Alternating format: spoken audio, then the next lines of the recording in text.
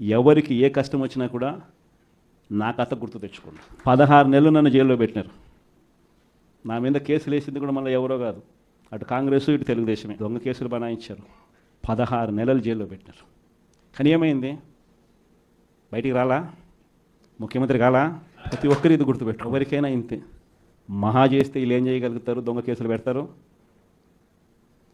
కాదండంలా బెదిరిస్తారు, కాదండంలా మహా అయితే 3 నెలలు లోపల వేస్తారు. అది కాదండంలా. కానీ ఏం చేస్తారు?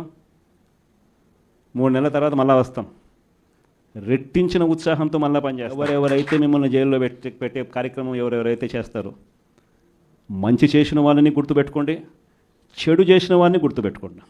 ఇద్దరిని గుర్తుపెట్టుకోమని చెప్తాను. ఊరికే చూస్తూ ఊరుకో. ఎవరు కూడా వైఎస్ఆర్ కాంగ్రెస్ పార్టీకి సంబంధించిన ఏ కార్యకర్త వెంటికి కూడా పీకలేడు అని చెప్పి ఒక్కటే గుర్తుపెట్టుకోండి. ఈసారి జగనన్న 2.0 కొంచెం వేరుగా కూడా ఉంటుంది. ఈసారి జగనన్న 2.0 కార్యకర్త కోసం ఎలా పనిచేస్తుందో కూడా చూపిస్తుంది. అంటే నేను ఖచ్చితంగా చెప్తా ఉన్నా.